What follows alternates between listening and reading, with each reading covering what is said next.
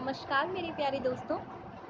मेरे YouTube channel astrologer Deepali Tiwari channel में आप लोगों का फिर से एक बार बहुत बहुत स्वागत और बहुत बहुत अभिनंदन है। जैसा कि आप सभी जानते हैं, मैं हिंदू धर्म वर्सेस साइंस, यानी कि हिंदू धर्म को विज्ञान ने जितना भी जाना और प्रूफ किया है उसके ऊपर कुछ वीडियोस बना रही हूँ, जिसका फर्स्ट पार्ट या आप बोल सकते हैं पहला वीडियो मैंने अपने पिछले वीडियो में, जो कि अक्षय तृतीया के दिन रविवार के दिन ही बनाया था वो वीडियो, उसमें आप देख सकते हैं।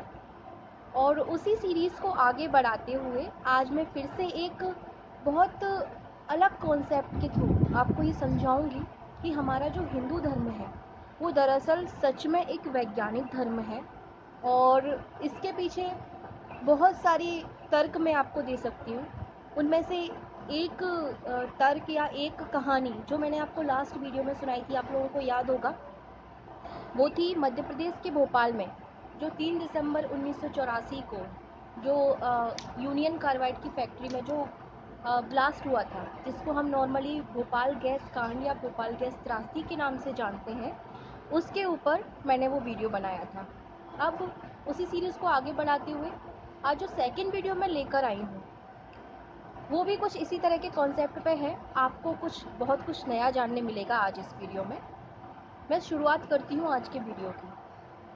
आज मैं आपसे मंत्र पर, यानी कि आपने सुना होगा मंत्र आप लोगों के लिए कोई बहुत नया शब्द नहीं है, और विशेषकर जो लोग हिंदू धर्म के हैं और पूजा पाठ में विश्वास रखते हैं उन लोगों के लिए तो ये कोई भी नया शब्द नहीं है।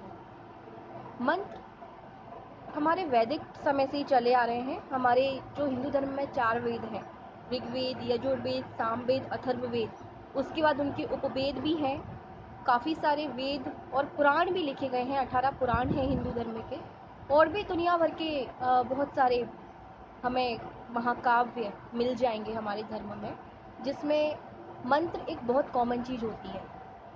हमारे हिंदू धर्म में भगवान के नाम भी रखे जाते हैं लोगों के, ताकि दिन रात ऐसा माना जाता है कि अगर घर में हम किसी मेंबर्स के भगवान के नाम के ऊपर नाम रखते हैं तो हमें भगवान का नाम लेने मिलता है। यानी कि हम लोग वैदिक समय से ये मानते हुए आ रहे हैं कि हम जो भी बोलते हैं इन शब्दों से कुछ ना कुछ तो होता है, क्योंकि मंत्र दरअसल क्या है, हमारे शब्द ही तो हैं। उनके द्वारा आपने देखा होगा, मंत्रों के द्वारा रिजल्ट मिलता है लोगों को। आपने देखा होगा, मैंने तो देखा है, क्योंकि आप लोगों ने शायद देखा नहीं तो सुना ज़रूर होगा कि पुराने ज़माने में जब लोग बीमार होते थे तो कई लोग अपने मंत्र सिद्ध करके और उनसे जल को पढ़कर, यानी कि पानी में मंत्र बोलकर और उसमें फूंक मारकर वो पानी पिलाते थे। जैसे पड़ा हुआ पानी या सिद्ध पानी बोला जाता था, उस पानी को जब बीमार इंसान को पिलाया जाता था तो वो बहुत जल्दी स्वस्थ हो जाता था, बिना किसी दवाई और साइंटिफिक प्रूफ के। ये कैसे होता है? अब अगर हम सिर्फ हिंदू धर्म को एक सीमित तौर पर मान के चलें तो आप लोगों को लगेगा कि ये तो एक सुनी सुनाई पहेली है या सुनी सुनाई बातें हैं, क्या पता इनसे सच में कुछ होता है या नहीं, क्योंकि आज के समय में तो ऐसे सिद्ध लोग भी मिलना बहुत मुश्किल है जिनके पास इस तरह की सिद्धियाँ होती हैं, जो मंत्र पढ़कर आपकी बीमारी ख़त्म कर सकते हैं, पानी पढ़कर आपको दे सकते हैं। लेकिन फिर भी ऐसे लोग ख़त्म अभी भी नहीं हुए हैं, कम मिलते हैं, क्योंकि आजकल सिटीज़ में ऐसे लोग इतनी इजीली नहीं अवेलेबल होते, और धीरे धीरे ये कल्चर भी हमारा ख़त्म होता जा रहा है। लेकिन होगा नहीं, जब तक मेरे जैसे लोग हैं तब तक तो नहीं होगा, ठीक है। तो अब मैं ये बात इसलिए कर रही हूँ क्योंकि आज मैं आपको इसके पीछे एक बहुत बड़ा साइंटिफिक रीज़न, जो कि पूरी दुनिया में ये काफ़ी समय पहले ही प्रूफ हो चुका है, उसके बारे में बताने जा रही हूँ। दोस्तों, जापान के एक बहुत ही मशहूर स्यूडो साइंटिस्ट, यानी कि ऐसे वैज्ञानिक जो कि झूठी बातों को, या छद्म वैज्ञानिक बोलते हैं उनको, छद्म वैज्ञानिक, यानी कि वो उनका काम होता है झूठी बातों को साइंटिफिक रीज़न में ले जाना, उनका पता करना और फिर उसको सच साबित करना। तो स्यूडो साइंटिस्ट, उनका नाम था डॉक्टर मसारो इमोतो।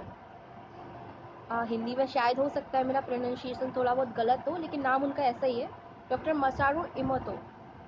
अब इनके बारे में मैं इसलिए बात कर रही हूँ, इन्होंने एक बहुत बड़ा एक्सपेरिमेंट किया था। एक्सपेरिमेंट किसके ऊपर? पानी के ऊपर। और चावलों के ऊपर इन्होंने क्या किया, पानी के 3 बड़े बड़े अलग अलग जार लिए, उसमें नॉर्मल पानी भरा, कुछ अलग से उसमें कोई कुछ भी अलग से कुछ नहीं मिलाया गया था, उसमें नॉर्मल पानी भरा उन्होंने 3 जार में, और तीनों जारों के उनको मतलब एयर टाइट कंटेनर में उनको बंद करके रख दिया। और उनके जो ढक्कन थे, जो उनके कैप थे उन जार के, उस जार पर उन्होंने एक स्लिप लगाई। एक स्लिप पर लिखा हुआ था लव। लव यानी कि प्यार। प्यार शब्द के बारे में आप सभी जानते हैं, बहुत ही प्यारा शब्द है। हर रिश्ते में या पूरी दुनिया में अगर प्यार को हटा दिया जाए तो दुनिया में कुछ रह ही नहीं जाएगा। तो उन्होंने एक जार पर लिखा लव और वो स्लिप उस जार पर चिपका दिया। दूसरा जार उन्होंने लिया, तीनों जारों में पानी भरा हुआ था, दूसरे जार पर उन्होंने लिख दिया हेट। हेट यानी कि नफरत, नकारात्मक शब्द है। और तीसरे जार पर उन्होंने कुछ भी नहीं लिखा। अब क्या हुआ कि उन्होंने उसको 15 दिन के लिए छोड़ दिया, इन जारों को एक बंद कमरे में रखकर। अब 15 दिन बाद जब देखा गया तो बहुत ही चौंकाने वाले एक्सपेरिमेंट सामने आए। चौंकाने वाले इस मायने में कि जिस पर कुछ भी नहीं लिखा हुआ था, उस पानी का हमें पता है कि अगर हम एयर टाइट कंटेनर में पानी को भर के रख दें तो 4 या 5 दिन में वो सड़ जाता है, ख़राब हो जाता है, उसमें कीड़े पड़ जाते हैं। तो जो नॉर्मल होना था वो तो हो ही गया उस पर, क्योंकि कुछ भी लिखा हुआ नहीं था। दूसरा जो जार था उस पर हेट लिखा हुआ था। हेट वाले जार को जब खोला गया, समय उसको भी उतना ही हुआ था जितना जिस जार पर कुछ भी नहीं लिखा हुआ था, उतना समय ही उसके साथ हुआ था। लेकिन नॉर्मल जो पानी था वो उतना ज़्यादा ख़राब नहीं हुआ था जितना ज़्यादा जिस पर हेट लिखा हुआ था वो पूरी तरह सड़ चुका था। और उसमें इतना अचंभा लगा, उसमें इस तरह के कीड़े निकल चुके थे जो पहले कभी पानी में नहीं पाए गए थे। इस तरह के कीड़े उसमें पड़ गए, पूरी तरह इतनी दुर्गंध युक्त पानी हो चुका था, मतलब एक तरह से जिससे नफरत ही हो जाए। नफरत वाले जार में ऐसा ही पानी हो गया जिससे नफरत हो जाए इंसान को, और जिस पर लव लिखा हुआ था। जब उस कंटेनर को, उस जार को खोला गया तो यकीन मानिए बहुत ही चौंकाने वाले रिजल्ट थे। और रिजल्ट ये थे कि वो पानी बिल्कुल भी खराब नहीं हुआ था। अब ऐसा कैसे? ये हमारे हिंदुस्तानी किसी ने प्रूफ नहीं किया है जो आप उसको बोल सके कि ये तो उसकी गलत फहमी है या ये तो भ्रम है। ऐसा कुछ नहीं है। वो तो जापानीज साइंटिस्ट थे, और साइंटिस्ट किसी भी धर्म का हो, किसी भी देश का हो, वो सिर्फ वैज्ञानिक तर्कों को ही मानेगा। और ऐसा ही एक्सपेरिमेंट उन्होंने कई कई बार अलग अलग चीज़ों पर किया। और मैं आपको बता दूं, डॉक्टर मसारू इमोतो एक बहुत जाने माने फेमस न्यूरो साइंटिस्ट हैं, जिन्होंने एक बुक भी लिखी हुई है, वो ऑथर भी रह चुके हैं। जब उन्होंने जल के ऊपर, पानी के ऊपर जब ये एक्सपेरिमेंट किया, उसके ऊपर उन्होंने एक बुक भी लिखी थी, और उस बुक का नाम था the hidden message in water. The hidden messages in water, ऐसा ही कुछ नाम था उस बुक का। मुझे शायद 1-2 वर्ड में आगे पीछे कर दूं, पर नाम यही है, आप लोग सर्च कर सकते हैं उसको। और इस बुक की इतनी अधिक बिक्री हुई थी कि न्यूयॉर्क बेस्ट सेलर में न्यूयॉर्क टाइम ने इसको बेस्ट सेलर का अवार्ड दिया था इस बुक को। The hidden messages in water, ये एग्जैक्ट नेम है इस बुक का। तो आप लोग इसके बारे में सर्च कर सकते हैं गूगल पे जाके, और यकीन मानिए आपको बहुत अच्छा लगेगा। ये मैं इसलिए बता रही हूँ क्योंकि मंत्र यानी कि शब्द, हम अपने जिह्वा से, हम अपने मुंह से ही मंत्रों का उच्चारण करते आए हैं वैदिक समय से।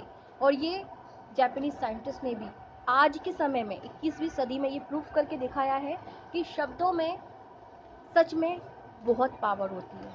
लेकिन हमारे वेदों में तो ये कई कई हजार और लाखों साल पहले से लिखा हुआ है। तो यकीन मानिए, आज के लिए तो मैं बस इतना ही, लेकिन फिर से एक बार इस साइंटिफिक प्रूफ और एक्सपेरिमेंट ने ये प्रूफ कर दिया कि सच में हमारा जो हिंदू धर्म है बहुत ज़्यादा वैज्ञानिक और सुलझा हुआ धर्म है। तो इसी के साथ दोस्तों, आज मैं आप लोगों से विदा लेती हूँ। अगले नेक्स्ट वीडियो में फिर से कुछ नया और इंटरेस्टिंग आपको मैं बताऊंगी हिंदू धर्म और विज्ञान के बारे में। तब तक के लिए बस इतना ही।